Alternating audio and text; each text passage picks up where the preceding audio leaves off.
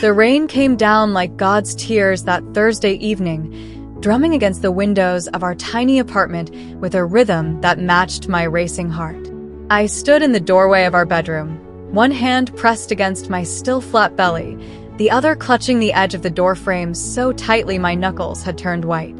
Marcus was throwing clothes into a suitcase, not folding them the way he usually did, not carefully organizing them by color and type like the meticulous man I'd married. No. He was shoving them in desperately, violently, like a man trying to outrun a fire. His hands were shaking. I could see sweat beading on his forehead despite the cool October air seeping through our poorly insulated walls. "Marcus," I whispered, my voice barely audible over the storm outside. "Marcus, please." Talk to me. He didn't look at me. He couldn't, or wouldn't. I wasn't sure which was worse. "I can't do this, Samara." His voice cracked on my name, the name he'd once said tasted like honey on his tongue. I can't. Can't do what? The words tumbled out of me, desperate and broken. "Can't do what, Marcus? We're having a baby. Our baby. The baby we planned for. The baby we prayed for. The baby. I never wanted this." He spun around then, and the look in his eyes, God, the look in his eyes, it was like staring into the face of a stranger. This wasn't the man who'd proposed to me under the stars at Riverside Park. This wasn't the man who'd cried when I walked down the aisle. This wasn't my Marcus. "You're lying." I breathed, but even as I said it, I felt something inside me beginning to crack. 3 months ago, when we saw those 2 pink lines, you picked me up and spun me around. You called your mother. You told everyone at work. You cried, Marcus. You cried tears of joy. He turned back to his suitcase. Zipping it with such force, I heard something rip. I was pretending. I've been pretending for months. I'm 28 years old, Amara. I'm not ready to be somebody's father. I'm not ready to give up my life, my dreams, my freedom. What about MY dreams? The scream that came out of me didn't sound like my voice. It was the howl of a wounded animal. What about MY life? You think I'm ready? You think I want to find out I'm pregnant the same month I finally got promoted at work? You think this was my perfect timing? But he was already walking toward the door, suitcase in one hand, car keys in the other. I ran after him, my bare feet slapping against the cold hardwood floor. "Marcus, please. Please. Don't leave me like this. We can figure this out. We can." He stopped at the door, his back to me, his shoulders hunched like he was carrying the weight of the world. For a moment, one brief, shining moment, I thought he would turn around.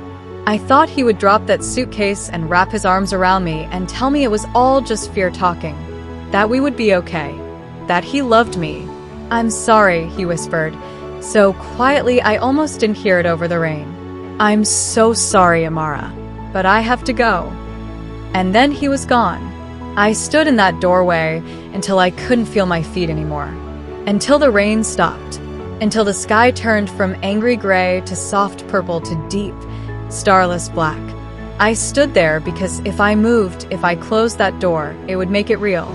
It would mean that the man I loved, the man whose baby was growing inside me, had actually walked out on us. When I finally did move, when I finally closed that door with trembling hands, I slid down to the floor and wrapped my arms around my knees. And I cried. I cried until there were no tears left, until my throat was raw, until my body was shaking so hard I thought I might break apart completely. That's when I felt it, the tiniest flutter in my belly. Too early for the baby to actually be moving, I knew. Probably just gas or my imagination. But in that moment, sitting on the cold floor of our apartment in the dark, I placed both hands over my stomach and made a promise. "I will never leave you," I whispered to the life growing inside me. "Whatever happens, whatever it takes, I will never, ever leave you." I didn't know then that this was just the beginning of the longest, hardest journey of my life. I didn't know that the pain I felt in that moment would pale in comparison to what was coming. But I also didn't know that this abandoned, broken woman crying on the floor would one day become someone even she couldn't recognize. Someone stronger. Someone powerful. Someone who would make the man who walked out that door wish he could turn back time. Before we go deeper, make sure you subscribe and like this story, because what happens next will break your heart and heal it at the same time.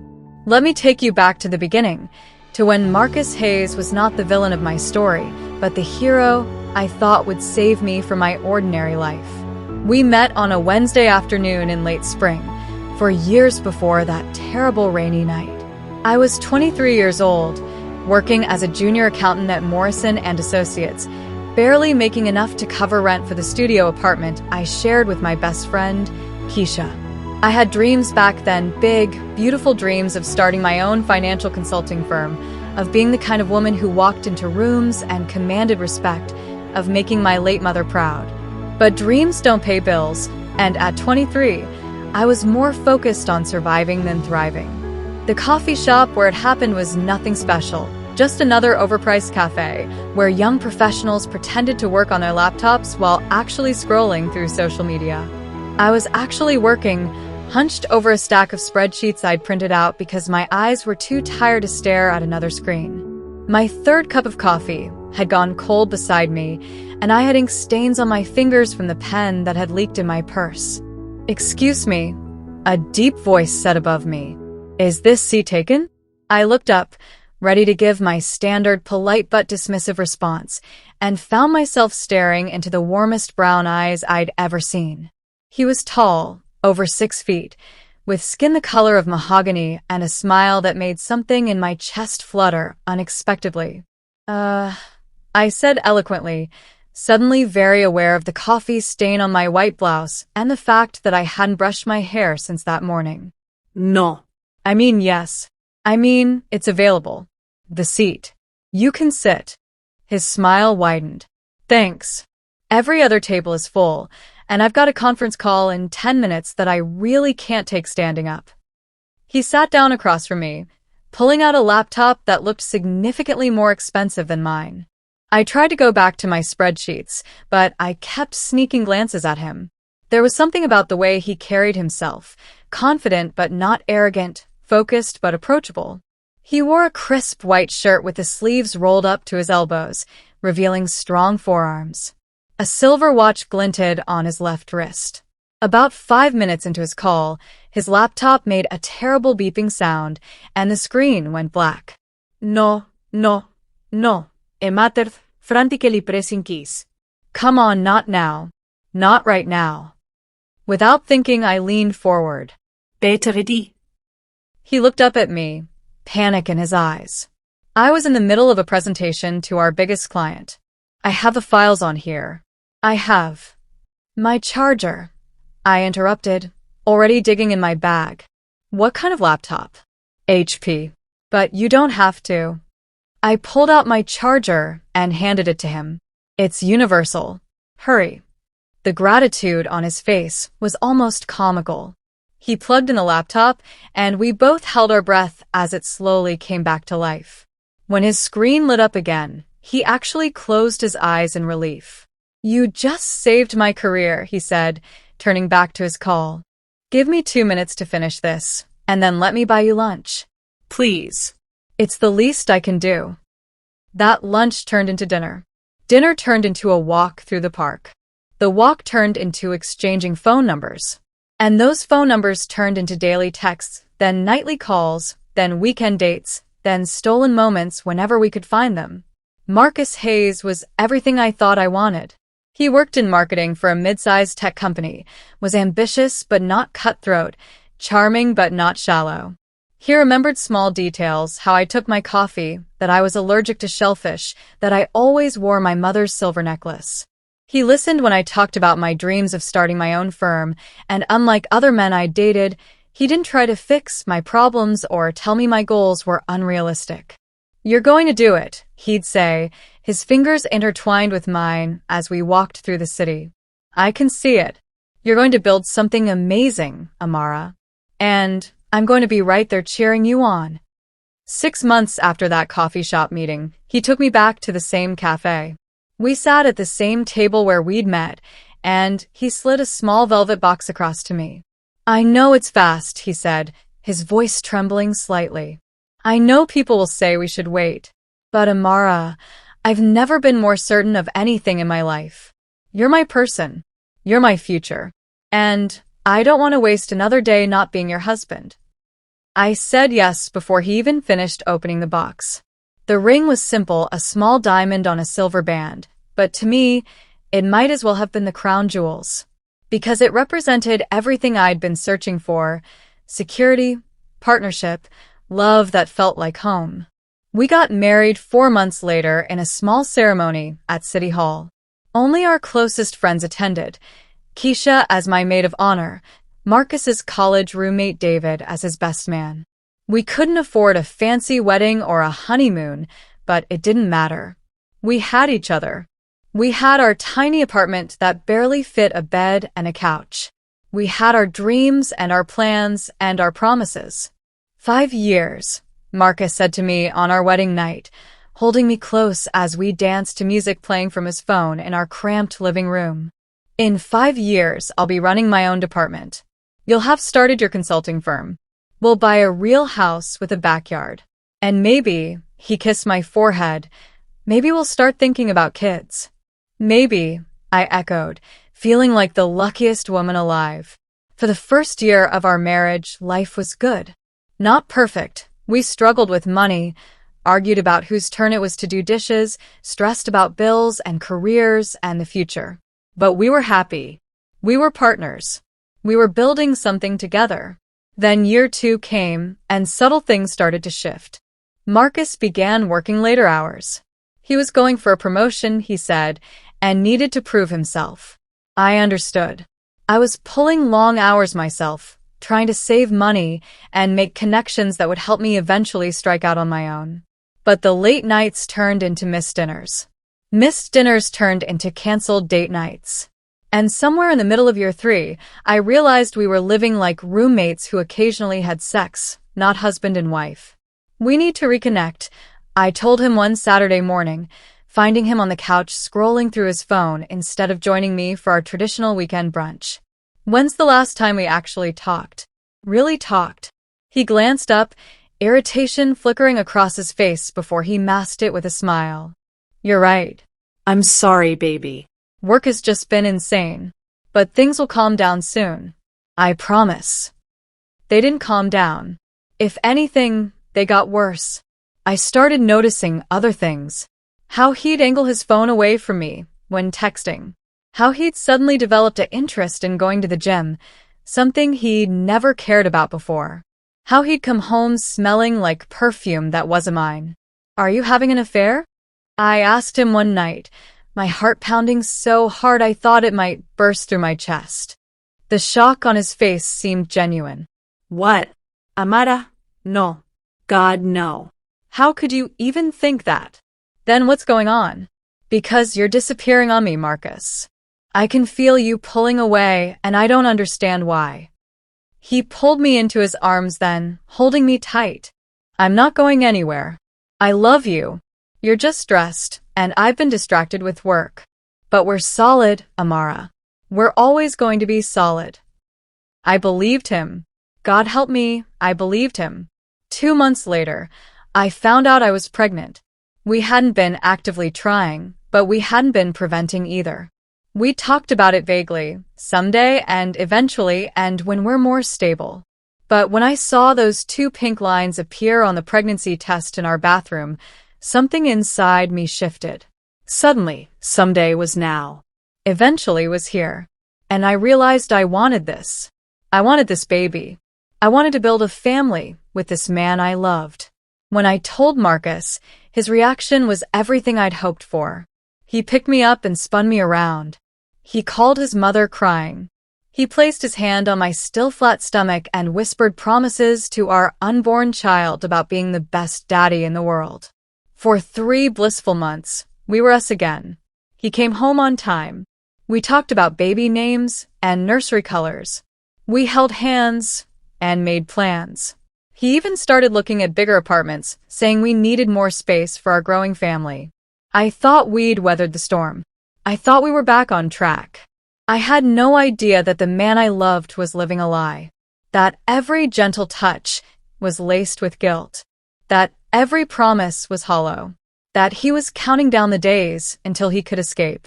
And when that rainy Thursday came, when I watched him pack his bags and walk out our door, I finally understood. The Marcus I fell in love with at that coffee shop was gone. Maybe he'd never really existed at all. Maybe I'd just been in love with a mirage, a beautiful, convincing illusion that disappeared the moment real life got hard.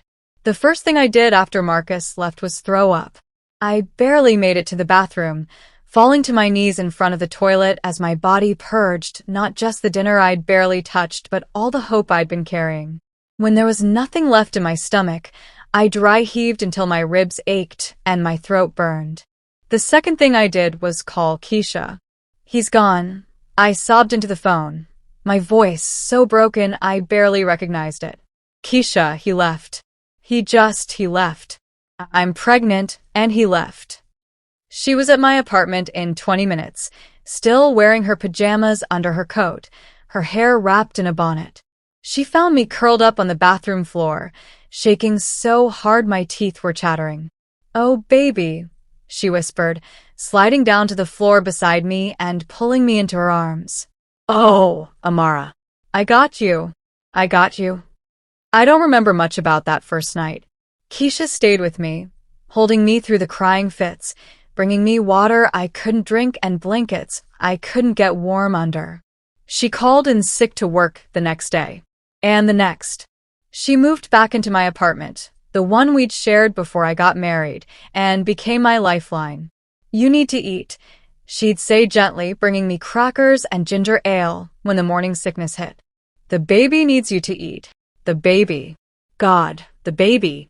I was 3.5 months pregnant with a child whose father had abandoned us.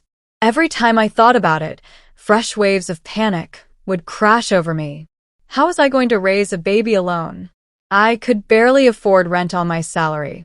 I had no family. My mother died when I was 19, and my father had never been in the picture. Marcus's family had already stopped returning my calls. His mother, who'd once called me daughter, blocked my number when I tried to reach out. The loneliness was crushing. Absolute. All-consuming. Work became unbearable. My pregnancy was starting to show, and the whispers started immediately. "Did you hear? Her husband left her. Pregnant and abandoned. That's so sad." "I heard he found someone else. Someone younger." Each whisper was like a knife between my ribs. I held my head high, kept doing my job, pretended their words didn't shred me from the inside out. But when I got home each night, I'd collapse and let the tears fall. At 5 months pregnant, my boss called me into his office. "Amara," Mr. Morrison said, not meeting my eyes as he shuffled papers on his desk. "We need to talk about your situation." My situation. Like my pregnancy was a disease. "I'm still performing my duties," I said, forcing my voice to stay steady. "My work hasn't suffered. I've met every deadline." "You're going to need maternity leave soon," he interrupted. "And frankly, we can't afford to hold your position for 3 months while you're out. We're a small firm. We need people who can be here." The floor seemed to drop out from under me.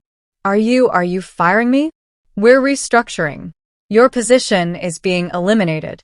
You'll receive 2 weeks severance pay." 2 weeks. 2 weeks of pay to support myself and prepare for a baby. 2 weeks to figure out how to survive. I walked out of that office in a daze. Cleaned out my desk while my former co-workers averted their eyes.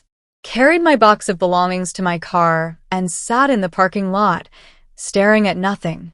This is when people give up, I thought. This is when people break. But then I felt it, a strong kick against my ribs. The baby. My baby. Reminding me that giving up wasn't an option. If this part of her journey touched you, please subscribe and like. It helps stories like this reach more people. I spent the next 2 weeks applying for every job I could find. But 5 months pregnant and visibly showing? No one wanted to hire me. I heard every excuse. We're looking for someone who can commit long term. We don't think you'd be a good fit right now. Maybe after the baby comes. After I burned through my savings and the pathetic severance pay, I had to make a choice. Keep the apartment or eat.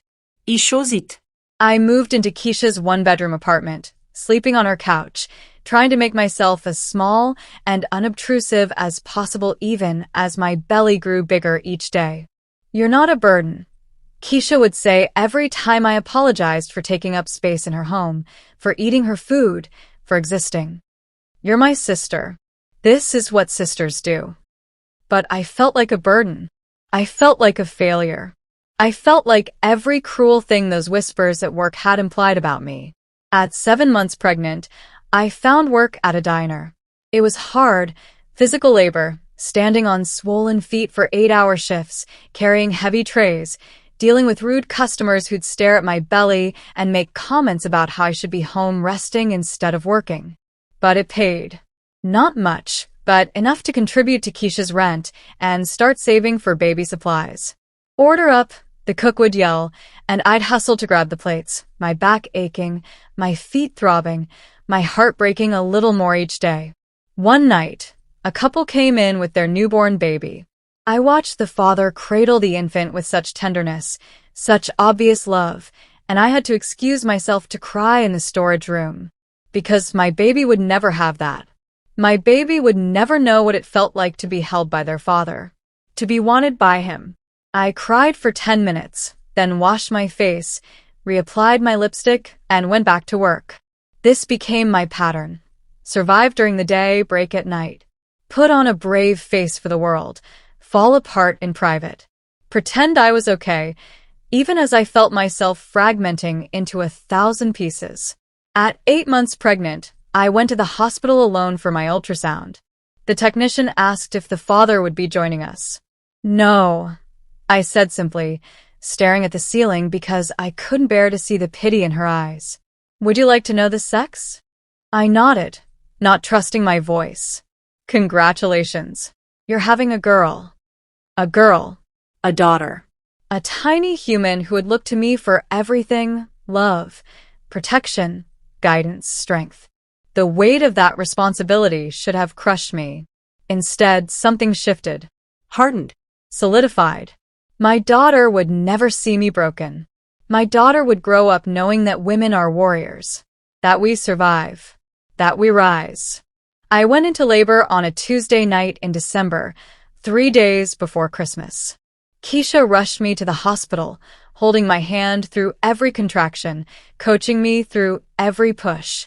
When they finally placed my daughter in my arms, 6 pounds, 11 ounces of perfect, screaming life, I looked into her face and felt something I hadn't felt in months. Hope. Hello, baby girl, I whispered, tears streaming down my face. I'm your mama, and I promise you with everything I am, you will have the best life. You will know you are loved. You will never, ever doubt your worth. I named her Maya. It means dream in Sanskrit, because she was the dream that kept me alive when I wanted to give up. The dream that gave meaning to my suffering. The dream that would drive everything I did from that moment forward. The first months of Maya's life were the hardest of mine.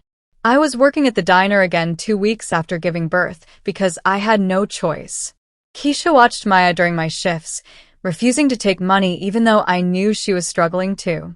I was exhausted in a way I'd never imagined possible. My body ached constantly. My breasts were sore from breastfeeding. I hadn't slept more than 2 hours at a time in weeks. I was living on coffee and desperation and the fierce, primal need to provide for my child. But I was also discovering something about myself. I was stronger than I'd ever known. When Maya was 6 months old, I was carrying her in one arm and groceries in the other when I ran into an old colleague from Morrison and Associates. Amara? Sarah looked shocked to see me. I barely recognized you. How are you? I saw her eyes go to the baby, then to my discount store clothes, the bags under my eyes, the weariness etched into my face. I'm good, I lied, forcing a smile. Really good, That's great. Well, I have to run, but it was nice seeing you. She practically ran away from me, like my failure might be contagious. That night, after I'd finally gotten Maya to sleep, I sat on Keisha's couch and stared at my reflection in my phone screen. I looked 5 years older than I was. Defeated. Used up. Nothing like the ambitious young woman who'd once dreamed of running her own firm. Is this it? I whispered to my reflection. Is this all I'm going to be? The cautionary tale? The woman who had so much potential until a man destroyed her. Maya stirred in her bassinet, making the little cooing sounds that always melted my heart. I walked over and looked down at her. Her perfect little face, her tiny fists, her complete and total dependence on me. No, I said out loud, feeling something ignite in my chest. This is not where our story ends, baby girl. This is not it. That's when I started making plans. Real plans. Not the vague dreams of my 20s, but concrete, actionable steps. I couldn't afford business school, but I could study online. I started taking free courses in financial management, business development, and entrepreneurship. I studied after Maya went to sleep, my eyes burning with exhaustion, a cold cup of coffee beside me. I couldn't afford to quit my diner job, but I could use my breaks to make calls, to research, to network. I reached out to every professional contact I'd ever made, swallowing my pride to ask for advice, for guidance, for any opportunity they could offer. Most ignored me. Some offered empty platitudes. But a precious few, actually helped. One of them was Dr. Patricia Chern, a financial consultant I'd met at a seminar years ago. When I called her, I didn't have much hope. But she remembered me. Amara Hayes, she said warmly. I was wondering what happened to you. I heard you left Morrison. They let me go, I admitted. I'm a single mother now. I'm working at a diner. But Dr. Chen, I'm not done. I still want to build something. I still have that fire. I need someone to give me a chance. There was a long pause. Then, I'm expanding my consulting practice. I need someone to handle the books, manage client accounts, do some basic financial analysis. It's entry-level pay, but it's in the industry. Are you interested? I almost cried. Yes. Yes, absolutely. There's one condition. You need childcare figured out. I need someone reliable. Someone I can count on to be there. I'll figure it out. I promised, my heart racing. Thank you. Thank you so much. Keisha helped me find a subsidized daycare. It broke my heart to leave Maya there each day, but I needed this opportunity. I needed to start climbing out of the pit I'd fallen into. Working for Dr. Chen changed everything. Not overnight. Nothing happened overnight. But slowly, gradually, I started to remember who I was before Marcus destroyed me. I started to remember that I was smart, capable, ambitious. Dr. Chen became a mentor. She saw potential in me that I'd forgotten existed. She gave me more responsibilities, more complex projects. She introduced me to her network. She showed me that being a single mother didn't disqualify me from success. It could be my greatest source of strength. You have something most people don't, she told me one day after I'd solved a particularly difficult problem for a client. You have the ability to see 10 steps ahead, to anticipate problems before they happen. That's a gift, Amara. Don't waste it. When Maya was 2 years old, I enrolled in night classes at the community college, working toward the business degree I'd never finished. I'd study with her sleeping in my lap, her soft breathing keeping me company through long nights of coursework. When she was 3, I got my first major promotion at Dr. Chen's firm. Not entry-level anymore, but a real consultant with real clients and real responsibilities. When she was 4, I bought my first car, nothing fancy, just a reliable used Honda, but to me it might as well have been a Mercedes. Because it was mine. Paid for with money I'd earned through my own hard work. And when Maya was 5, I did something I'd been dreaming about since that terrible rainy night when Marcus walked out. I started saving for my own firm. It wasn't much at first. $20 here. $50 there. Money scraped together from doing freelance consulting work on weekends, from tax refunds, from every penny I could squeeze from my budget. But it was growing. My dream was becoming real. Maya was my constant companion through all of it. She came to the office with me when her daycare was closed. She colored at my feet during client meetings. She learned to be patient, to be quiet. When necessary, to understand that Mommy was working hard to build a better life for both of us. "Why do you work so much, Mommy?" she asked me one night when she was 6, her big brown eyes, Marcus's eyes, though I tried not to think about that, looking up at me with confusion. I pulled her into my lap. "Because I'm building something special for us. A business that will help people. And someday, when you're older, I want you to remember that your mama never gave up. Even when things were hard. Even when people said she couldn't. She kept going." "Are you a superhero?" she asked seriously. I laughed, but there were tears in my eyes. No, baby. "I'm just a woman who loves her daughter very, very much. The hardest battles are the ones we fight in silence. If her strength inspires you, please subscribe and like." The years blurred together in a mixture of exhaustion and determination.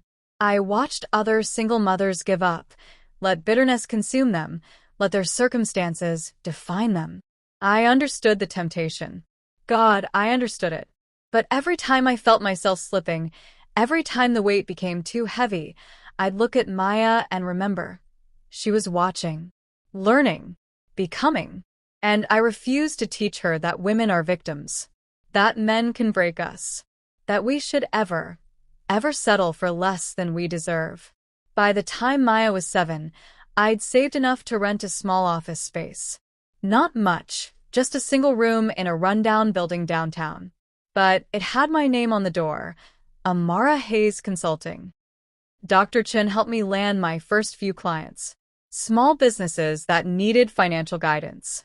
Individuals who needed help managing their money. Nothing glamorous, but it was mine. My firm. My dream. I worked around the clock those first years. Maya and I moved out of Keisha's apartment and into our own tiny 2-bedroom place. It wasn't much, but it was ours. I decorated Maya's room with stars on the ceiling and told her she could reach any of them if she worked hard enough. Some nights, I'd come home so exhausted I'd fall asleep in my work clothes. Maya would cover me with a blanket, my beautiful, thoughtful daughter who understood sacrifice better than any child should have to. "I love you, Mommy," she'd whisper, kissing my forehead. "I love you too, baby," I'd murmur back, even as sleep claimed me. The business grew slowly at first, then faster. Word spread that I was good at what I did, that I was thorough, honest, innovative, that I could see solutions other consultants missed. My client list expanded. I hired my first employee, then my second, then my third. By the time Maya was 10, I'd moved into a real office building downtown. Not the penthouse, but a respectable space with conference rooms and a reception area and my name on a glass door. I bought my first house that same year, a modest 3-bedroom in a good school district. The day we moved in, Maya and I stood in the empty living room, holding hands. "We did it," I whispered, looking around at the space that was ours. No landlord. No shared walls. Ours. "You did it, Mom," Maya corrected, squeezing my hand. "You're amazing." But I knew the truth. We did it. Her and me. 2 women who refused to let abandonment define them. Who built something beautiful from the ashes of betrayal. I thought about Marcus sometimes during those years. Late at night, when I couldn't sleep, I'd wonder where he was. If he ever thought about the daughter he'd never met. If he regretted his choice. If he even remembered the promises he'd made. But mostly, I was too busy building my empire to waste much time on a man who'd proven himself unworthy of my thoughts. I was rising. Slowly but surely, I was becoming someone even I didn't fully recognize. Someone strong. Someone successful. Someone who commanded respect when she entered a room. The abandoned, broken woman crying on the bathroom floor was gone. In her place stood a warrior, a survivor, a woman who'd looked devastation in the face and said, "Not today. Not ever." And this was only the beginning. The year Maya turned 12, something shifted in my business. It wasn't one thing. It was 1,000 small dominoes falling in exactly the right sequence until suddenly, everything accelerated. It started with a client referral. Robert Mitchell, a venture capitalist who'd used my services to organize his personal finances, called me on a Tuesday afternoon. "Amara, I have a proposition for you." I leaned back in my desk chair, watching Maya through the glass window of my office as she did homework in the waiting area. "I'm listening." "I'm launching a new investment fund focused on minority-owned businesses. I need someone to handle the financial analysis, vet potential investments, basically be my right hand in determining who we fund. It's a year-long contract initially, but it could turn into something permanent. The compensation would be." He named a figure that made me sit up straight, and there's significant performance bonuses built in. My heart raced. This was the kind of opportunity that could transform my firm from a small local consulting business into something much bigger. But it also meant risk. It meant putting more demands on my time. It meant potentially spreading myself too thin. "When do you need an answer?" "End of the week." That night, I talked it over with Maya as we ate dinner, stir-fry I'd thrown together quickly between meetings. She was old enough now to understand the basics of my business, to grasp what opportunities like this meant. "What do you think, baby?" I asked her. "It means I'll be working even more hours for a while." "It means, Mom." She put down her fork and looked at me with those wise eyes that seemed too old for her 12-year-old face. "You always ask me this. You always check with me before making big decisions. But you need to stop." "What do you mean?" "I mean you need to stop treating me like I'm going to break if you focus on work. I'm proud of what you do. I like seeing you do important things. And you've never, not once, let me feel unloved or unimportant. So stop asking my permission to succeed." I stared at my daughter, this incredible human I'd created, and felt tears prick my eyes. When had she become so wise? When had she grown up enough to understand things I was still learning? "When did you get so smart?" I whispered. She grinned. "I learned from the best. I took the contract. And it changed everything. Working with Robert's investment fund exposed me to a level of business I'd never accessed before. I was suddenly evaluating million-dollar deals, sitting in boardrooms with CEOs and entrepreneurs, making recommendations that could make or break someone's company. The pressure was immense, but I thrived under it. My analysis was thorough, creative, and most importantly, accurate. The businesses I recommended for funding consistently outperformed expectations. Within 6 months, Robert was introducing me to his entire network. "This is Amara Hayes," he'd say at networking events, his hand on my shoulder. "The sharpest financial mind I've encountered in 20 years. If you're smart, you'll get her on retainer before someone else does." My client list exploded. Small businesses became medium businesses became corporations. I hired more staff, talented analysts and consultants who believed in the vision I was building. We moved into a larger office space with floor-to-ceiling windows overlooking the city. But success came with challenges I hadn't anticipated. The first major test came from James Lawson, a client who'd hired me to restructure his failing restaurant chain. I'd spent 3 months analyzing his books, and what I found was disturbing. He'd been cooking the books, hiding debts, lying to investors. My recommendation was clear. He needed to come clean, file for bankruptcy protection, and rebuild honestly. He didn't like that answer. "You're going to ruin me," he snarled during our final meeting, his face red with rage. "I paid you good money to save my business, not destroy it. You destroyed it yourself by committing fraud," I said calmly, though my heart was pounding. "I'm giving you a path forward that keeps you out of prison. Take it or don't, but I won't lie in my report." He stormed out, threatening to sue me, to destroy my reputation, to make sure I never worked in this industry again. I didn't back down. I filed my honest report with his investors, fully expecting legal retaliation. Instead, 3 of his investors called me directly. "We appreciate your integrity," one of them said.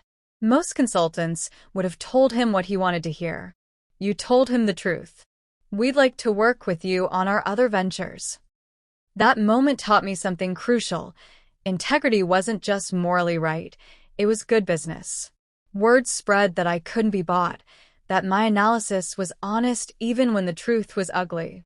And in a world full of yes men and corruption, that made me invaluable. But not everyone appreciated my honesty.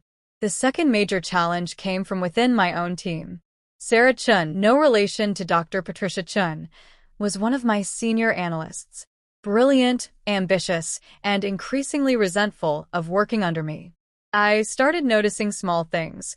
Clients mentioning conversations they'd had with Sarah that I hadn't been informed about. Documents going missing. Subtle undermining of my recommendations in meetings. When I confronted her, she didn't even try to hide it. "You want to know the truth?" she said, leaning back in her chair with a smirk. "You're in over your head, Amara. You're a single mom who got lucky with a few good calls. You don't have an MBA. You didn't come from money. You have no right to be where you are, and eventually, everyone's going to figure that out." Every word was designed to hit my deepest insecurities. And God, they did. Because part of me still felt like that abandoned woman on the bathroom floor. Part of me still wondered if I was an imposter who'd gotten lucky. But I'd learned something in those years of struggle. My greatest strength wasn't my education or my pedigree. It was my ability to survive, to adapt, to see possibilities where others saw only problems. "You're fired," I said quietly. "Clean out your desk." "You can't fire me." I can, and I did." "And Sarah?" "You're right that I don't have an MBA. What I have is something better. I have grit. I have a decade of experience building something from nothing. I have integrity. And I have clients who trust me. You have none of those things. Now get out of my office." She left, taking 2 other analysts with her in an attempted mass resignation designed to cripple my firm. Instead, it freed me to hire people who actually believed in what we were building. Within a month, I'd replaced all 3 with consultants who were not just skilled but loyal, who saw my firm not as a stepping stone but as a mission. Every empire is built on the ruins of doubt. If you believe in the power of persistence, subscribe and like. Maya was 13 when I bought the building. Not rented office space, bought. A 4-story structure in the heart of downtown with enough space for my growing team and room to expand. Hayes Financial Consulting was engraved on a bronze plaque outside. Inside, I designed everything deliberately. An open workspace that encouraged collaboration, glass offices that maintained transparency, a meditation room because I believed in taking care of my employees' mental health, and a childcare room because I never forgot what it was like to struggle with balancing work and motherhood. "This is incredible, Mom." Maya breathed when I gave her a tour before the official opening. She ran her hands along the marble reception desk, her eyes wide. "This is really yours?" "Ours," I corrected, pulling her close. "Everything I build is for you, baby. Always." The grand opening made the local business news. "Local woman builds consulting empire," read one headline. "From single mom to CEO, Amara Hayes' inspiring journey," read another. I did interviews, telling carefully edited versions of my story. I talked about being a single mother, about building a business while raising a daughter, about the importance of financial literacy and integrity in business. What I didn't talk about was Marcus. I didn't mention being abandoned while pregnant. I didn't give him even a footnote in my success story, because he didn't deserve one. By the time Maya was 15, my firm employed 43 people. We handled accounts for dozens of businesses, managed millions of dollars in assets, and had a reputation as one of the most reliable consulting firms in the state. I was invited to speak at conferences, to serve on boards, to mentor other women entrepreneurs. I was profiled in business magazines. I was approached by companies wanting to acquire my firm, offers I politely declined because this wasn't just a business to me. It was my legacy, my proof that I had value beyond what any man could give or take away. But success came with a price I hadn't fully anticipated: visibility. I started being recognized in public. At restaurants, at Maya's school events, at the grocery store. Most people were kind, congratulatory. But some, usually men, felt entitled to comment. "You must be very lonely," one man said at a business dinner, his eyes traveling over me in a way that made my skin crawl. "A woman like you all alone. Such a waste." "I'm not alone," I replied coolly. "I have my daughter, my business, and a life I built myself. I'm exactly where I want to be." "No woman really wants to be alone," he insisted, moving closer. "You're just hurt. Someone broke your heart. But the right man could." "The right man," I interrupted, "would understand that I don't need fixing or saving. Now, if you'll excuse me, I have actual business to conduct." I walked away, my head high, refusing to let him see how his words had rattled me. Because the truth was, I was lonely sometimes. Not for Marcus. I'd stopped missing him years ago. But for partnership. For someone to share victories with. For the weight of responsibility to rest on two sets of shoulders instead of just mine. But I'd learned that being alone was infinitely better than being with the wrong person. That loneliness was a small price to pay for peace. That my daughter was watching, and I needed to show her that a woman's worth wasn't determined by whether a man chose her. When Maya was 16, she started asking questions about her father. We were sitting on our back porch. Yes, we had a back porch now and a garden and a pool, watching the sunset after a long day. She'd been quiet all evening, which wasn't like her. "Mom," she finally said, her voice small. "Why did he leave?" "My father. Was it because of me?" My heart shattered. This was the conversation I'd been dreading for 16 years. The conversation I'd rehearsed 1,000 times in my head, but still wasn't prepared for. "Oh, baby. No. It was never, ever because of you." I pulled her close, feeling her tremble against me. "Your father left because he was scared. Because he wasn't brave enough to handle real life when it got hard. Because he was weak." "But Maya, listen to me. His weakness says nothing about you and everything about him. Do you think he ever thinks about me?" "I don't know," I admitted, because I'd promised myself I would never lie to her about this. "Maybe. But sweetheart, the man who walked away from you before you were even born? He doesn't get to be important in your story. He doesn't get to take up space in your heart or your mind. You have a mother who would die for you. Auntie Keisha, who loves you like her own.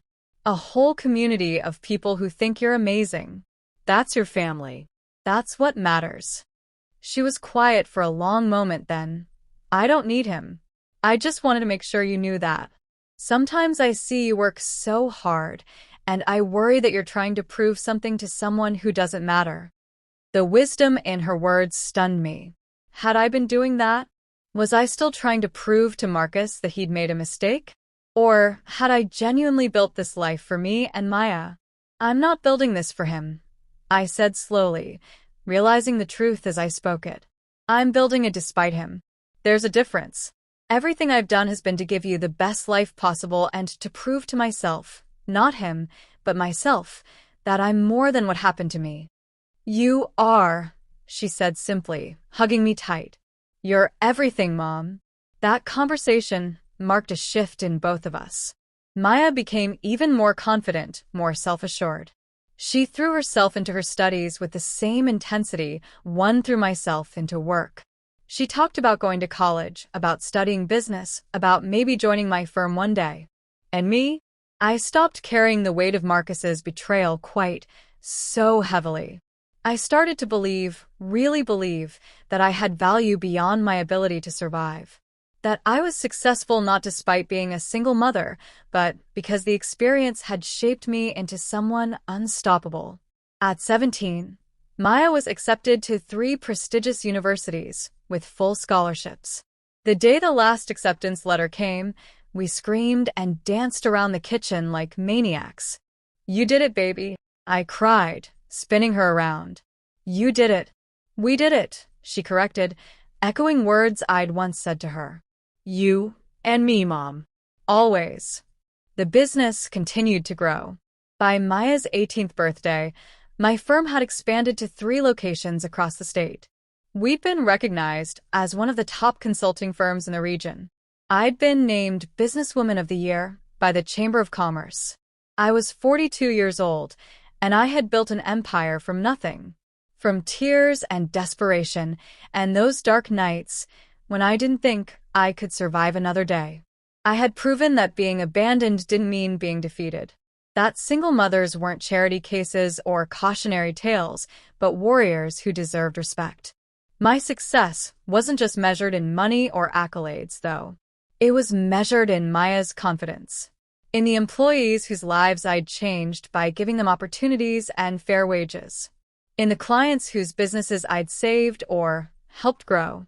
In the other single mothers who reached out to me for advice, for hope, for proof that they could make it too. I had become someone I was proud of. Someone my younger self would have been in awe of. Someone my mother would have been proud of. And I had done it all without Marcus Hayes. Without his support, without his love, without his presence. I had done it alone, or so I thought. But life has a way of bringing things full circle, of forcing us to confront the ghosts we thought we'd buried, of testing whether the healing we've claimed is real or just a mask we wear. And my confrontation was coming, sooner than I could have imagined. The annual Business Excellence Gala was the kind of event I normally avoided. Too much small talk, too much networking disguised as socializing, too many people who wanted something from me. But this year was different. This year, I was being honored with a Lifetime Achievement Award for my contributions to the business community and my mentorship of women entrepreneurs. You have to go, Mom, Maya insisted when I tried to make excuses. She was home for winter break from her first semester at Stanford, where she was double majoring in business and computer science. This is a huge deal. They're recognizing everything you've built. You can't skip it. She was right, of course. So I bought a dress, a stunning emerald green gown that hugged my curves and made me feel powerful, and I went. The gala was held at the Riverside Grand Hotel, the fanciest venue in the city. I walked in on Maya's arm, feeling like royalty. The ballroom was decorated in gold and white, with crystal chandeliers throwing prisms of light across the crowd. Hundreds of people in tuxedos and evening gowns mingled, champagne glasses in hand. Amara, Dr. Patricia Chun called out, waving from across the room. She was in her 70s now, but still sharp as ever, still mentoring, still changing lives. I excused myself from a conversation with the mayor and made my way toward her. You look stunning, she said, kissing both my cheeks. And more importantly, you look happy. I am, I said, surprised to realize it was true. I really am. You've come so far from that desperate young woman who called me begging for a chance. Because you gave me that chance, I reminded her. I wouldn't be here without you. No, she said firmly. You'd be here. Maybe it would have taken a different path, but women like you, women with fire in their souls, we always find our way. I just helped you get there a little faster. The program began, and I sat at my table with Maya, Keisha, who'd become a successful real estate agent, and several key members of my team. We ate overpriced chicken and listened to speeches honoring various business leaders. Then it was my turn. Robert Mitchell took the stage to introduce me. 15 years ago, I took a chance on a single mother who most people had written off. Best business decision I ever made. Amara Hayes has built more than a consulting firm. She's built a legacy of integrity, excellence, and compassion. She's mentored dozens of young professionals, saved countless businesses, and proven that success isn't about where you start. It's about refusing to quit. Ladies and gentlemen, I present to you this year's Lifetime Achievement Award recipient, Amara Hayes. The room erupted in applause. Maya squeezed my hand as I stood, my heart pounding. I walked to the stage in a daze, accepted the heavy crystal award, and stood at the microphone looking out at hundreds of faces. For a moment, I couldn't speak. I was overwhelmed by how far I'd come, by the impossibility of this moment. 18 years ago, I'd been sobbing on a bathroom floor, convinced my life was over. And now I was here. Thank you, I began, my voice only shaking slightly. When I started my business, I was a single mother working 3 jobs just to keep a roof over our heads. I had no connections, no safety net, no one who believed in me except my best friend Keisha, and a mentor who saw potential I couldn't see in myself. This award isn't just mine. It belongs to every person who ever helped me when I had nothing to offer in return. It belongs to my daughter Maya, who grew up watching her mother build something from nothing and never once made me feel guilty for working so hard. And it belongs to every single mother out there who's wondering if she can make it. You can. I promise you, you can. The applause was deafening. I saw Maya crying, saw Keisha dabbing her eyes, saw strangers standing to honor a story they didn't fully know. I returned to my table feeling lighter than I had in years. We celebrated. We toasted. We laughed. I was surrounded by people who'd become family, by success I'd earned, by a life I'd built through sheer will. And then I saw him. He was across the room, partially hidden behind a column, but I would have recognized that profile anywhere. Marcus Hayes. 18 years older, his hairline receding, his face showing the wear of hard living. He was wearing a suit that had seen better days, and he was staring at me with an expression I couldn't quite read. The floor seemed to tilt beneath me. All the air left the room. 18 years of carefully constructed armor threatened to crack in an instant. Mom? Maya's voice seemed to come from very far away. Mom, are you okay? You look like you've seen a ghost. A ghost. Yes. That's exactly what he was. I need some air, I managed to say, standing abruptly. I'll be right back. I made my way to the balcony, my hands shaking so badly I could barely open the French doors. The December air hit my face like a slap, sharp and cold and grounding. I gripped the railing and focused on breathing. In, out, in, out. Amara. His voice behind me. God, his voice. It sounded the same but different, rougher, older, weighted with things unspoken. I didn't turn around. What are you doing here, Marcus? I work for one of the catering companies. I'm a server here tonight. That made me turn. Marcus Hayes, the ambitious marketing professional who'd been so sure he was destined for greatness, was a server at a gala honoring my success. The irony was so sharp it actually hurt. I see, I said carefully. He looked older than his 46 years. His eyes, those eyes that Maya had inherited, were shadowed with regret and exhaustion. His shoulders slumped like he was carrying an unbearable weight. I saw you receive the award, he continued, his voice breaking. I heard your speech. I saw our daughter. Don't. The word came out harsh, protective. Don't call her our daughter. You forfeited that right 18 years ago when you walked out. I know. God, Amara, I know. I've known for 18 years. Every single day I've known. Then why are you here? Why now? What could you possibly have to say to me after all this time? He was silent for a long moment, and I saw tears streaming down his face. Actual tears. The man who'd been too much of a coward to cry when he left me was crying now. I need you to know that leaving you was the biggest mistake of my life, he said, his voice raw. I need you to know that not a day has passed that I haven't regretted it. That I haven't thought about you and the baby, the daughter I never met. I need you to know that I'm sorry. I'm so sorry. Sorry? I laughed, but there was no humor in it. You're sorry? Do you have any idea what you did to me, Marcus? Do you have any concept of what the last 18 years have been like? I can imagine. No. You can't. My voice was rising now, all the pain and rage I'd buried flooding to the surface. You can't imagine what it's like to go into labor alone, to hold your newborn baby and explain why Daddy isn't there. To work 3 jobs while recovering from childbirth because you had no money, no help, no support. To watch your daughter ask why she doesn't have a father like the other kids.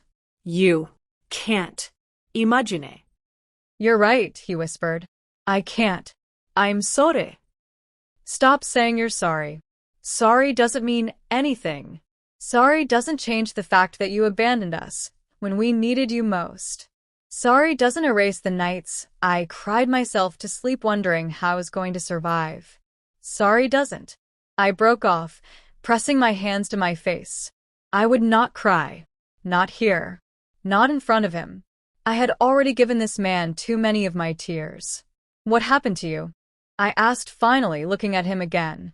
The Marcus I knew was ambitious. Driven. What happened? He laughed bitterly. Karma happened. About 6 months after I left you, I met someone else. Younger, no responsibilities, exactly what I thought I wanted. We got married fast. Too fast. Within a year, she drained my bank accounts and left me with debt I'm still paying off. I lost my job. Lost my apartment. Lost everything. I felt nothing hearing this. No satisfaction, no sympathy. Just numbness. I tried to find you, he continued. About 5 years after I left. I wanted to apologize, to help somehow, to meet our daughter. But you'd moved. Your phone was disconnected. It was like you'd disappeared. I had to disappear, I said flatly. Your mother blocked me. Your friends wouldn't help me. I had nowhere to go but forward. So that's what I did. I moved forward. Without you. And look at you now, he said, a note of wonder in his voice. You're incredible, Amara. You built an empire. You raised an amazing daughter. You became everything you said you'd be. And his voice broke again, I'm serving champagne at your awards ceremony. The weight of that hung between us. What do you want, Marcus? Really? Why did you come out here? Why talk to me at all? He took a shaky breath. I want to meet her. My daughter. Maya. I want to try to explain, to apologize, to... No. The single word was final, absolute. Please, Amara. No. I repeated, stronger this time. You don't get to waltz back into our lives because you finally feel guilty. You don't get to disturb the peace we've built. You don't get to ease your conscience at the expense of her emotional well-being. But she's my daughter. She is my daughter. The words exploded out of me. Mine. I carried her, birthed her, raised her, sacrificed for her, bled for her. You are nothing to her. You're a ghost. A mistake. A cautionary tale I tell her about men who can't be trusted. He flinched like I'd hit him. Good. I wanted him to hurt. I wanted him to feel a fraction of the pain he'd caused. I deserve that, he said quietly. I deserve all of it. But Amara, please. I'm not asking for forgiveness. I'm not asking to be her father. I'm just asking for a chance to tell her I'm sorry.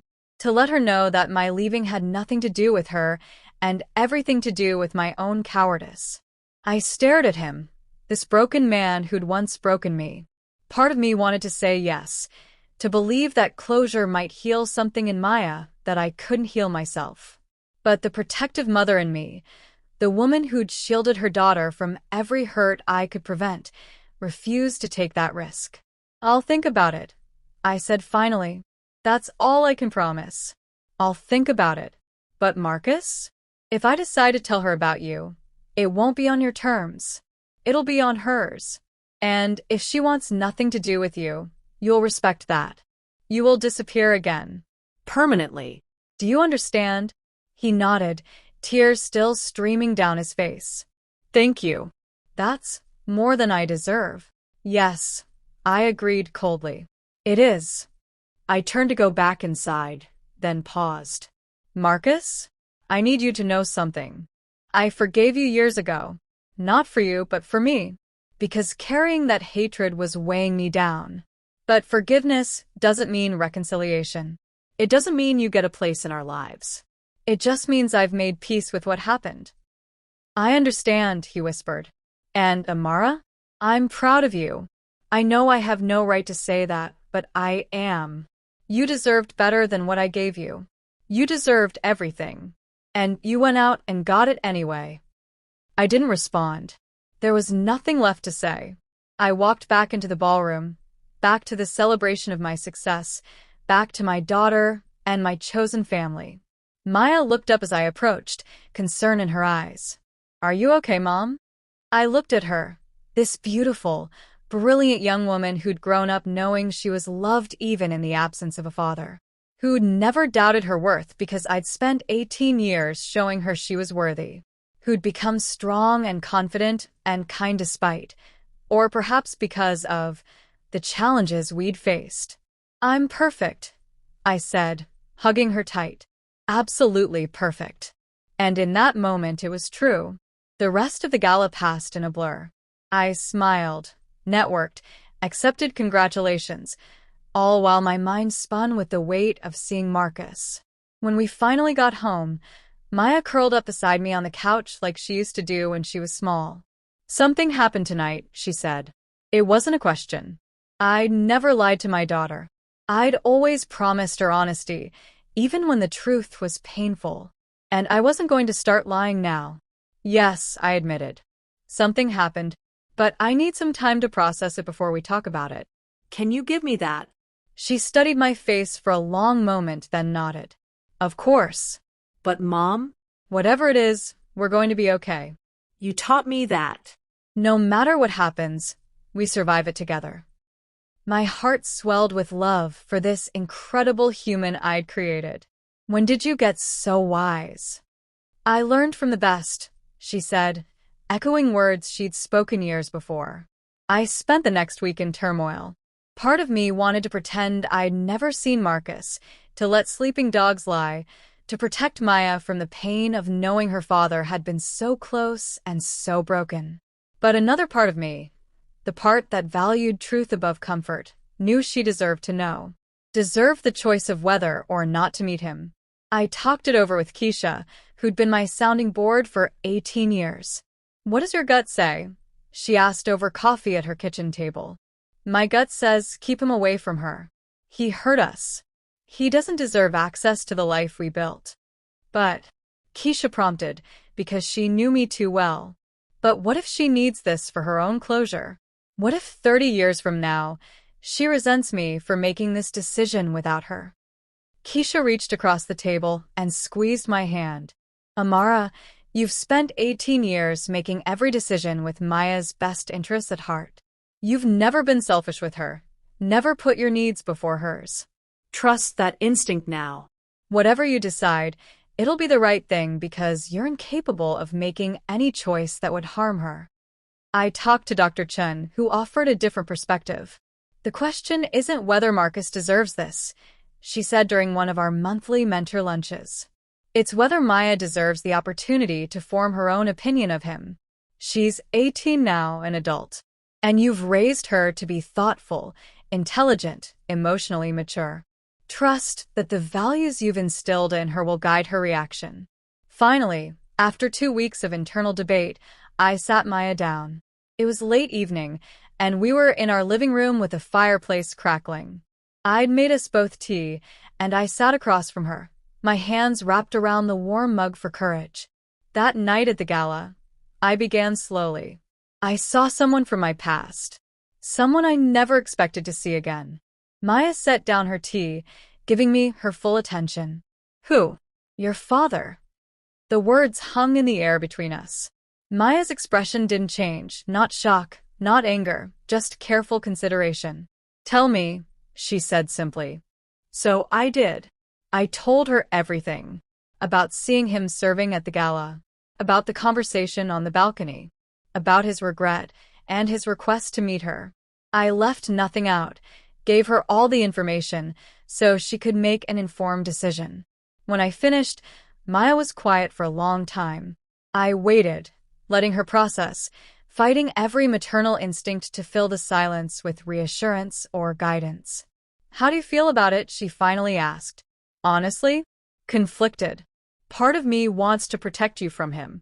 But another part recognizes that you're an adult now, and you deserve to make your own choices about this. What did he look like? She asked. Did he look like me? You have his eyes, I admitted, and his smile. But Maya, you are nothing like him where it counts. You are brave where he was a coward. You are loyal where he was faithless. You are strong where he was weak. She nodded slowly. I want to meet him. My heart clenched. Are you sure? I'm sure. Not because I want a father. You've been both parents to me, and I've never felt like I was missing anything. But because I need to see him. I need to look him in the eye and understand how someone could walk away from their own child. I need to close that chapter for myself. Okay, I said, even though every cell in my body wanted to say no. Okay, but on our terms. You tell me when and where, and I'll set it up. And Maya? I'll be there with you. You don't have to face this alone. She came over and hugged me tight. I've never faced anything alone, Mom. You've always been right beside me. The meeting was arranged for the following Saturday at a coffee shop, neutral territory, where Maya would feel safe. I contacted Marcus through the catering company and gave him the details. His response was immediate and grateful. That Saturday morning, I watched Maya get ready with the same care she'd take for a job interview. She wore jeans and a simple blue sweater, her hair pulled back in a ponytail. She looked young and confident and heartbreakingly vulnerable all at once. You don't have to do this. I reminded her one last time as we got in the car. I know, she said, but I want to. We arrived at the coffee shop 10 minutes early. Maya ordered a latte and I got herbal tea, and we sat at a table by the window. I watched her hands. They were trembling slightly, the only outward sign of her nerves. Marcus arrived exactly on time. He looked better than he had at the gala. His hair was cut, his clothes were clean and pressed, his face was shaven. But his eyes held the same desperate hope mixed with fear. He stopped a few feet from our table, looking at Maya like she was a miracle he didn't deserve to witness. Maya, he breathed. You're beautiful. You look like your mother. Maya stood, extending her hand formally. Thank you for meeting me. They shook hands, awkward, stilted, heartbreaking in its formality. Marcus sat down across from us, his hands clasped on the table like he was afraid they might betray him if he let them loose. For a long moment, no one spoke. Then Maya took a deep breath. I have questions, she said, and I need honest answers. Can you do that? Yes, Marcus said immediately. Anything you want to know. Why did you leave? He flinched, but to his credit, he didn't look away. I was scared, 28 years old, and terrified of the responsibility. I'd grown up with a father who resented his family, who always talked about the life he could have had if he hadn't gotten trapped by marriage and kids. And when your mother told me she was pregnant, all I could think about was becoming him. So I ran. Did you ever think about coming back? Every day, he whispered. Every single day for 18 years. But the longer I stayed away, the harder it became. How do you come back from abandoning your child? How do you explain that to a 5-year-old? A 10-year-old? A teenager? I kept telling myself I'd do it someday, but someday never came. Do you have other children? No. I never remarried after my second marriage ended. I couldn't. It felt like I didn't deserve that happiness after what I'd done to you. Maya absorbed this, her face unreadable. What do you want from me now? Marcus's eyes filled with tears. Nothing. I want nothing from you, Maya. I don't deserve your forgiveness or your time or your consideration. I just wanted you to know that leaving had nothing to do with you. You were innocent. You were wanted. Your mother wanted you so much. And if I could go back and change my choice, I would do it in a heartbeat. But you can't, Maya said simply. No. I can't. My mom raised me by herself, Maya continued, her voice gaining strength. Do you have any idea what that was like for her? How hard she worked? How much she sacrificed? I can imagine. No, Maya interrupted, echoing my words from the gala. You can't imagine. Because if you could, you never would have left in the first place. My mother is the strongest, most incredible person I know. She built an empire while raising me. She never let me feel less than because I didn't have a father. She taught me that I was worthy and valuable and capable of anything. She did the job of two parents flawlessly. Do you understand what that means? It means you weren't necessary. It means we didn't need you then and we don't need you now. I watched Marcus crumble under the weight of her words. Watched him realize that his absence hadn't created a void. It had forged a bond between mother and daughter that was unbreakable. I know, he whispered. I can see that. And I'm grateful she had the strength I didn't have. I'm grateful you had her. Maya stood then, and I followed her lead. I'm glad we did this, she said. I needed to see you to understand that you're just a person. Not a villain, not a hero, just a flawed human who made a terrible choice. I don't hate you. But I Don't need you in my life either. I have everything I need. Marcus stood as well, his face wet with tears. Thank you for meeting me. Thank you for giving me the chance to apologize. And Maya? Your mother is right. You are nothing like me. You're brave and honest and so much better than I ever was. I'm proud of you, even though I have no right to be. Maya nodded once, then turned and walked toward the door. I started to follow, then paused, looking back at Marcus. She's remarkable, isn't she? He said, his voice breaking. Yes, I agreed. She is. And Marcus? This is goodbye. For real this time. We've given you the closure you asked for. Don't reach out again. Don't try to insert yourself into our lives. Let us have our peace. I will, he promised. Amara? Thank you. For raising her. For being everything I should have been. For being stronger than I could ever be. I didn't respond. There was nothing left to say. I walked out of that coffee shop and found Maya standing by the car, taking deep breaths of the cold winter air. Are you okay? I asked, putting my arm around her shoulders. Yeah, she said, surprising me. I actually am. I thought I'd feel angry or sad or something big. But mostly I just feel free. Like I've been carrying this question my whole life. Who is he? Why did he leave? And now I have the answers. They're not satisfying answers, but they're enough. I can let it go now. You are so much wiser than I was at your age, I said, pulling her close. That's because I had the best teacher. She turned to face me, taking both my hands. Mom, I need you to hear this. Really hear it. You didn't just survive what he did to us. You didn't just cope or manage or get through it. You thrived. You built something beautiful from the worst moment of your life. And you taught me that women don't need men to save them. We save ourselves. I felt tears streaming down my face. When did you grow up so much? I've been watching you grow for 18 years, she said softly. I learned from the master. We drove home in comfortable silence, and for the first time in 18 years, I felt truly free from the weight of what Marcus had done. Not because he'd apologized, his apology was hollow, too little too late, but because Maya and I had faced him together and realized he had no power over us anymore. He was just a man. A broken, regretful man who'd made a terrible choice and had to live with the consequences. We, on the other hand, were warriors, survivors. Women who'd taken the worst life could throw at us and transformed it into strength. That night, Maya went back to Stanford, and I threw myself back into work with renewed energy. But something had shifted. The ghost of Marcus that had haunted the edges of my success was finally laid to rest. I wasn't building my empire to prove anything to anyone anymore. I was building it because I loved the work, because I was good at it, because it gave me purpose. The months following that meeting brought unexpected changes. Maya started a women's entrepreneurship club at Stanford, inspired by my journey.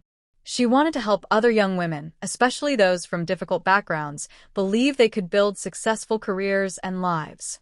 I'm creating a mentorship program, she told me excitedly during one of our video calls. Pairing successful businesswomen with college students who need guidance. And Mom, I want you to be one of the lead mentors. Of course I said yes. Mentoring became one of the most fulfilling aspects of my work. I met with young women who reminded me of my younger self, ambitious but uncertain, talented but afraid, capable but convinced they weren't enough. I shared my story, not to inspire pity, but to inspire strength, to show them that setbacks aren't endings, they're plot twists. One of my ments, a 22-year-old single mother named Jennifer, broke down crying during our third meeting. "I don't know how you did it," she sobbed. "I have one baby, and I can barely function. How did you work 3 jobs and go to school and build a business?" I handed her tissues and waited for the tears to slow. You want the truth? Most days I didn't think I could do it either. I cried a lot. I failed a lot. I wanted to give up almost daily. But Jennifer, listen to me. You're already doing it. You're here, aren't you? You're still fighting. That's enough. You don't have to be perfect. You just have to keep going. But what if I'm not strong enough? You are, I said firmly. You're already stronger than you know. The fact that you're still here, still trying, still hoping, that's strength. That's courage. Don't wait to feel strong to act strong. Act strong, and the feeling will follow. I watched her straighten her shoulders, saw something shift in her eyes. It was like watching my younger self, and I realized this was part of my legacy too, not just the business I'd built, but the women I helped along the way. Strength isn't about never falling. It's about rising every single time. If her story inspires you, please subscribe and like. As Maya's senior year approached, she started talking about her plans after graduation. She'd been accepted to several prestigious MBA programs, but she surprised me one day with a different proposal. "I want to work for you," she said during Christmas break. "Not forever, and not because I can't do anything else, but because I want to learn from you. I want to understand how you built the firm from the ground up. And eventually, I want to expand it, take Hayes Financial Consulting national, maybe even international." My heart swelled with pride and something else, the realization that my daughter saw my work as a legacy worth continuing, not a burden to escape. "You know I'll work you harder than anyone else," I warned her. "No special treatment just because you're my daughter." She grinned. "I'm counting on it." Maya graduated from Stanford with highest honors. She turned down multiple 6-figure job offers to come work for me at a salary that was barely above entry level. She started at the bottom, learning every aspect of the business, working longer hours than anyone else, determined to earn her place rather than inherit it. Watching her in those first years was like watching a phoenix rise. She brought fresh ideas, new energy, and a technological savvy that my generation lacked. She modernized our systems, expanded our digital presence, and started bringing in younger clients who connected with her vision. "We need to be more than a consulting firm," she told me during one of our strategy sessions. "We need to be a movement, a place where people, especially women and minorities, come not just for financial advice but for empowerment, for proof that they can build their own empires." "That's beautiful," I said, "but it's also ambitious. That kind of expansion would require significant capital, new hiring, possibly opening new offices." "I know," she said, her eyes shining with excitement. "But Mom, this is what you've been building toward all along, isn't it? Not just a successful business, but a legacy that changes lives." She was right. She was always right. Over the next 3 years, we expanded aggressively. Opened offices in 5 new cities. Hired over 100 new employees. Created the Hayes Foundation, a nonprofit that provided free financial education and small business consulting to underserved communities. We specifically focused on single mothers, offering them not just advice but practical help, childcare during meetings, flexible scheduling, mentorship programs, even small grants to help them start their own businesses. Every single mother we helped, I saw myself. Every woman we empowered, I felt the echo of my own journey. This wasn't just business anymore. It was personal. It was sacred.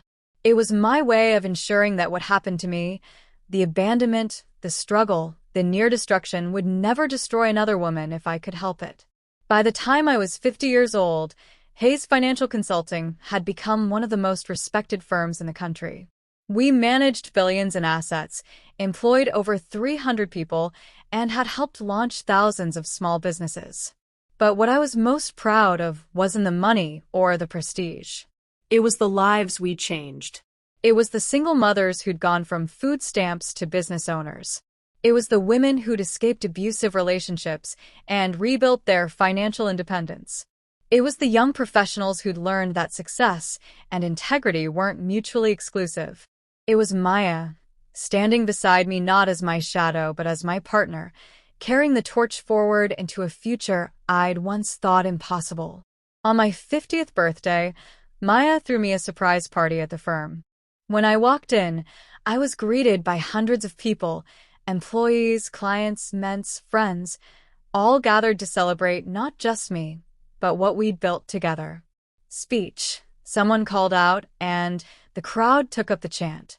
I stood in front of all those faces, feeling overwhelmed with gratitude. 22 years ago, I began, my voice catching. I was a broken woman who didn't think she'd survive the week, let alone build a life worth celebrating. I was abandoned while pregnant, lost my job, lost my home, lost everything I thought defined me. But I didn't lose the only thing that mattered. I didn't lose hope. I found Maya in the crowd, and our eyes locked.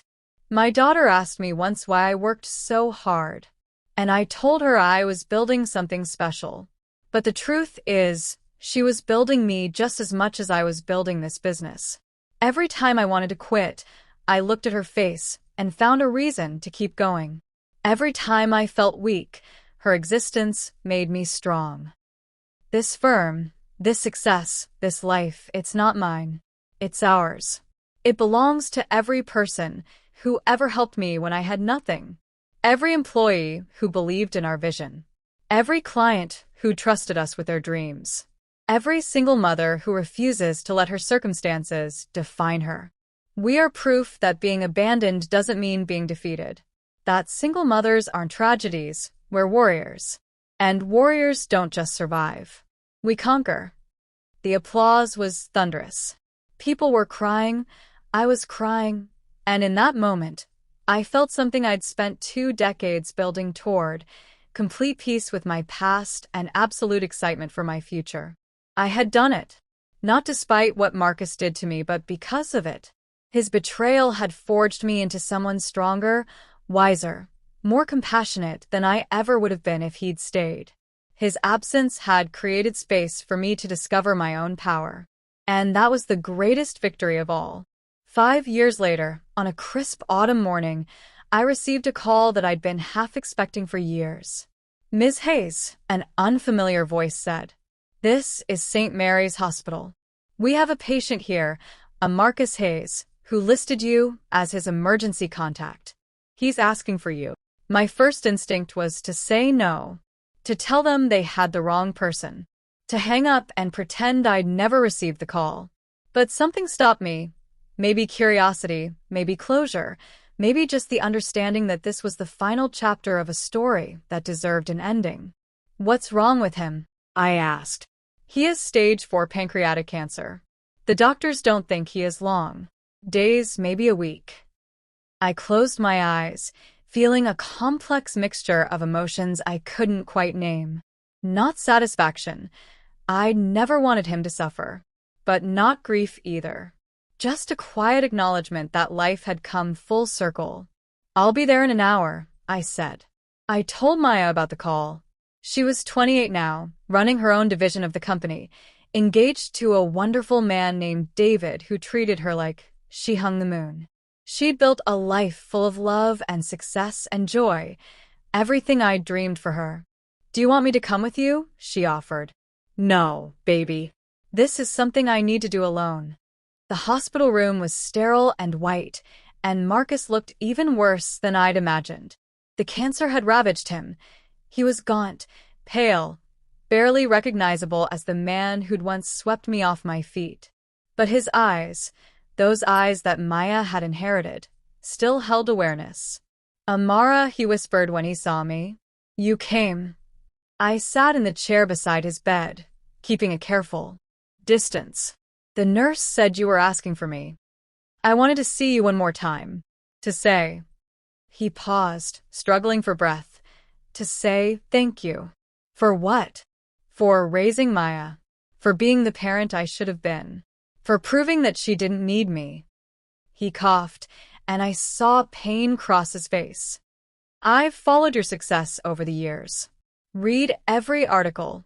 Watched every interview. I saw what you built. Who you became. And Amara, I need you to know. I'm grateful it was you. Grateful she had you instead of me. Because you gave her a life I never could have. Marcus, why am I here? What do you want from me? Forgiveness, he said simply. Real forgiveness. Not the polite kind you gave me at the coffee shop. I want you to truly forgive me so I can die in peace. I looked at this dying man, and I felt something unexpected. Compassion. Not love. I'd stopped loving him decades ago. But compassion for a human being who'd made terrible choices and spent his life paying for them. I forgave you years ago, I said softly. Not because you deserved it, but because I deserved peace. Forgiveness isn't about you, Marcus. It's about me refusing to carry the weight of your betrayal anymore. But do you mean it? Really mean it? I thought about it, really thought about it. Did I still harbor anger? Resentment? Bitterness? I searched my heart and found nothing. Just indifference. He'd become irrelevant to my life, a footnote in a much larger story. Yes, I said, realizing it was true. I forgive you. Not because of anything you've done to earn it, but because I've built a life so beautiful, so fulfilling, so completely mine that your betrayal doesn't matter anymore. You broke me once, Marcus. But I put myself back together into something better than I was before. So yes, I forgive you. For me. For Maya. For the peace we both deserve. Tears streamed down his face. Thank you. Thank you. But Marcus? Forgiveness doesn't mean forgetting. It doesn't mean what you did was okay. It just means I'm not going to let it poison my life anymore.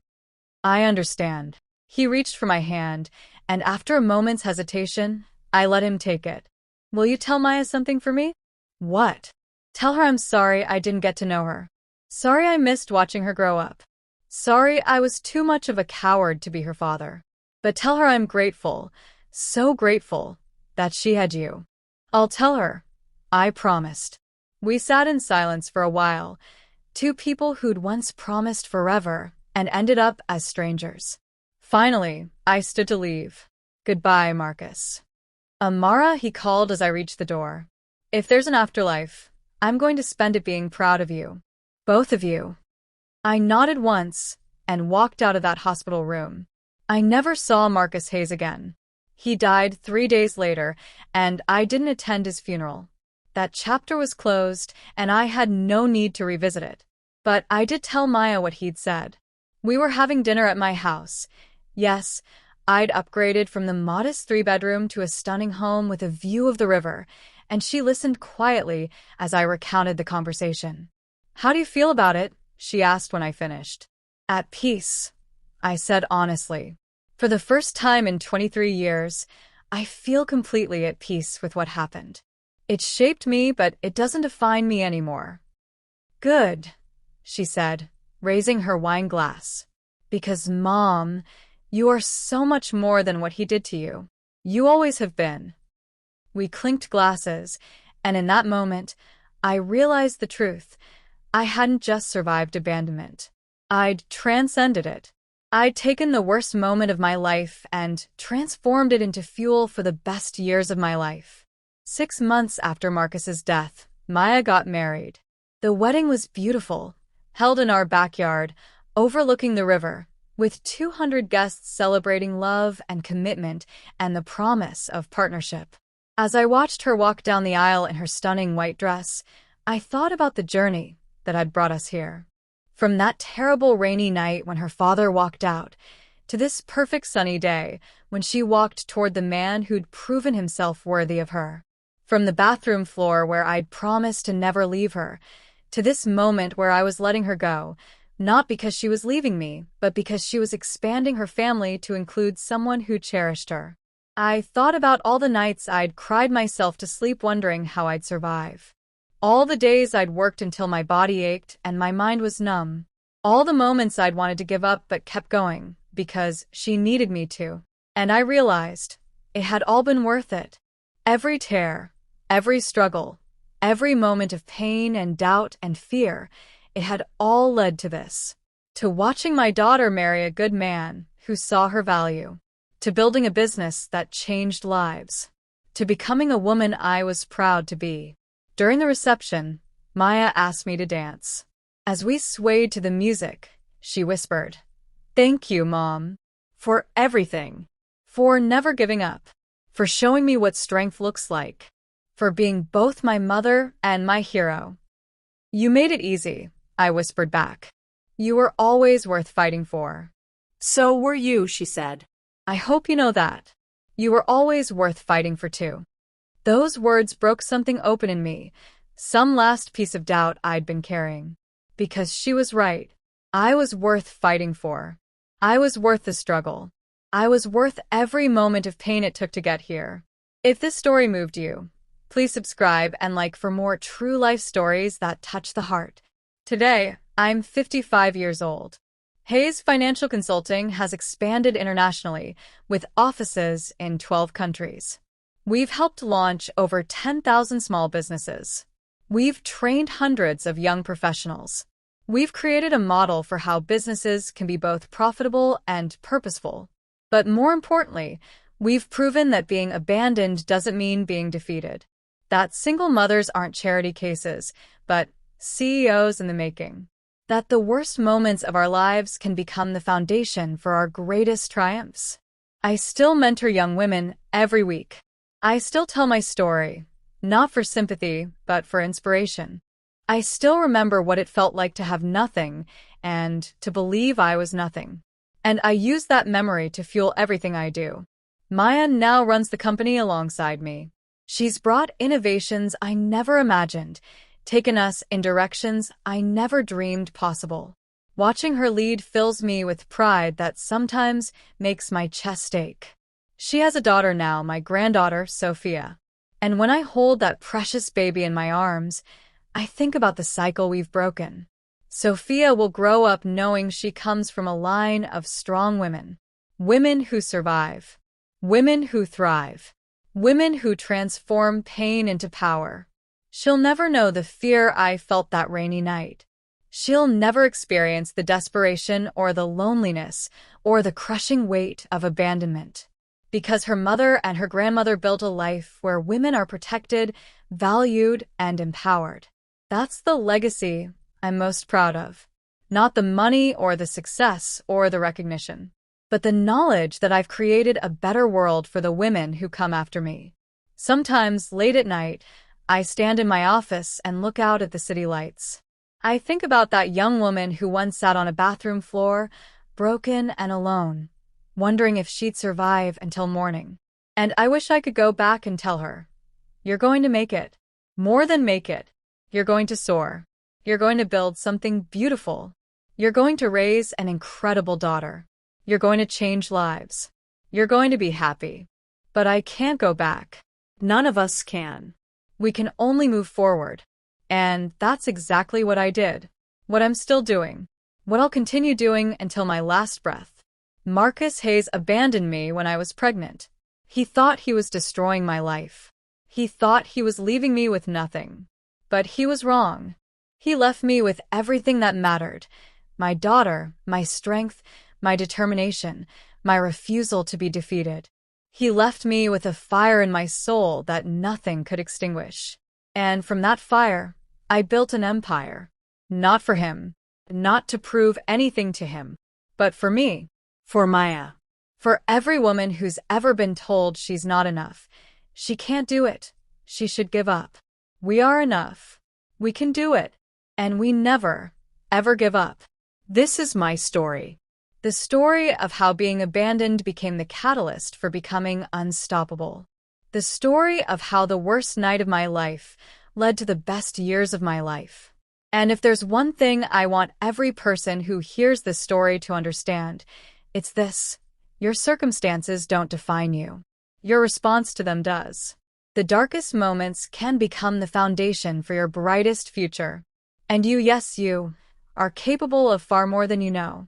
Never let anyone make you feel small. Never let betrayal break your spirit. Never let fear keep you from your destiny. You are a warrior. You are a survivor. You are worthy of every good thing life has to offer. And you are going to rise. If this story moved you, please subscribe and like for more true life stories that touch the heart.